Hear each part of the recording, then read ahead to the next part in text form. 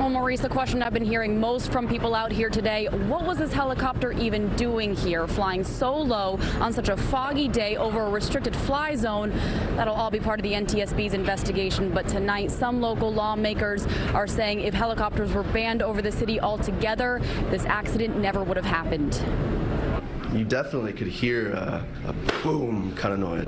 I didn't know at that point that a helicopter had crashed. Once I heard that, I was saying, dear Lord. There isn't much left of the Augusta A109E helicopter now after it crashed at the top of a 54-floor building in Midtown.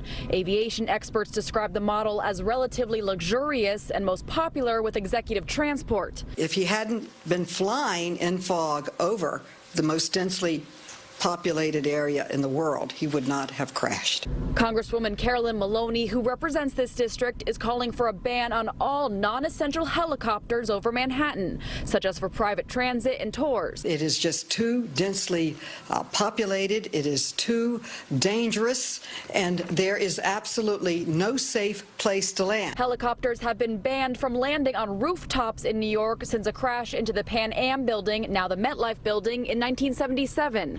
Last year, all 5 passengers aboard a helicopter tour died after crashing into the East River. It's unfortunate what happened to the pilot, but I think they're generally safe. That's a huge liability to have like these private commercial helicopters or planes flying over the city.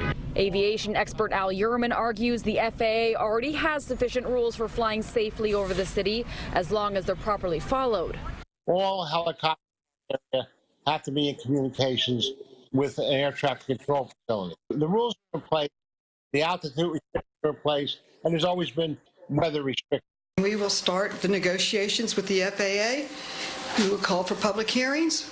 We will call for public meetings. We will call for what were their safety procedures, what safety procedures were violated, and we will continue to hold them accountable for what happened. That Congresswoman also said her top priority is the safety of those who live and work on the ground here. Now, I want to reiterate that we don't know whether or not that pilot was trying to make an emergency landing on the roof. The NTSB says its first media briefing on this will likely be tomorrow afternoon. We're live in Midtown Manhattan. Bauman, CBS 2 News.